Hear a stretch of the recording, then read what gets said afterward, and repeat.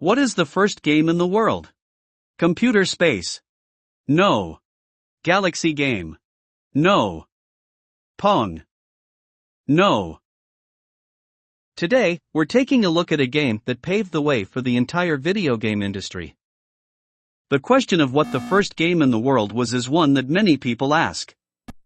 Gamers and historians have been debating for years, with some believing it to be Pong and others saying it's the iconic Space Invaders. However, the real answer lies in the history of Bertie the Brain.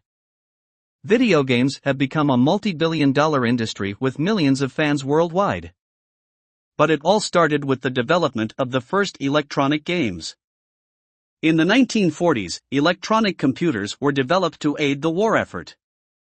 These computers were large and expensive, and only a select few had access to them.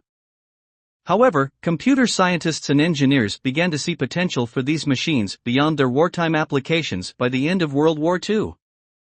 The development of electronic games was one of the first commercial uses for electronic computers.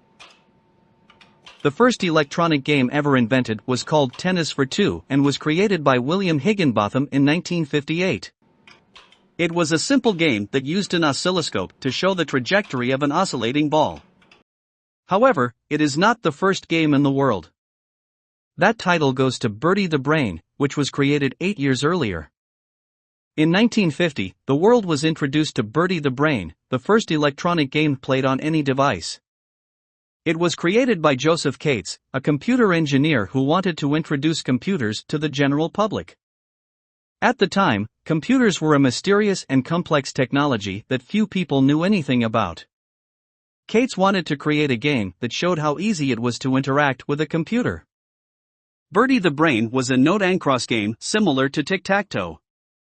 The game was programmed on a machine that filled an entire room and had limited capabilities compared to modern computers. Despite its limitations, it was a breakthrough in computer technology and entertainment. The game was played on a series of lights and buttons that displayed a game board for tic-tac-toe, or noughts and crosses as it's known in some parts of the world. Players used the buttons to place their pieces on the board, and the game determined the winner.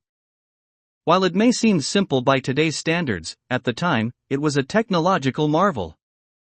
Joseph Cates, the computer engineer who created Bertie the Brain, had a vision to introduce computers to the general public. At the time, computers were considered mysterious and complex machines used only by scientists and researchers. Cates wanted to change that by creating a game that demonstrated the computer's potential for entertainment. At the 1950 Canadian National Fair, the public was given the opportunity to play Bertie the Brain for 2 weeks. The game was so successful that people were surprised they could play it on the computer. The game became very popular and attracted people interested in testing their skills against the machine. It was the first time the general public had the opportunity to play a computer game and was a defining moment in the history of video games. However, after the show ended, the game board was removed, and Bertie the Brain was lost to history. But Bertie the Brain was only the beginning. A few years later, a British computer professor named Sandy Douglas created a game called OXO in 1952. It was the first video game brought to the digital screen and was developed for research purposes at the University of Cambridge.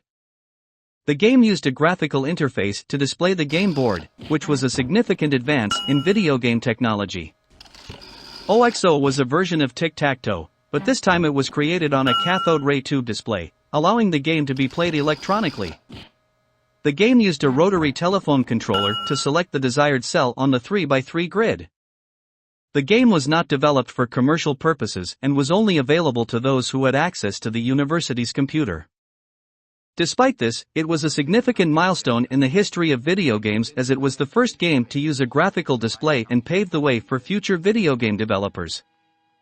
Over the next few decades, video games continued to evolve and develop, with new hardware and software advancements leading to the creation of more complex and engaging games. In the 1970s, games such as Pong and Space Invaders became popular, leading to the establishment of the video game industry as we know it today. From its humble beginnings as a simple game of tic-tac-toe on a massive computer to the multi-billion-dollar industry it is today, video games have come a long way. But it all started with Bertie the Brain and OXO, two pioneering games that paved the way for the countless games we enjoy today. Subscribe to our channel. What's the game? Your ticket to the world of gaming.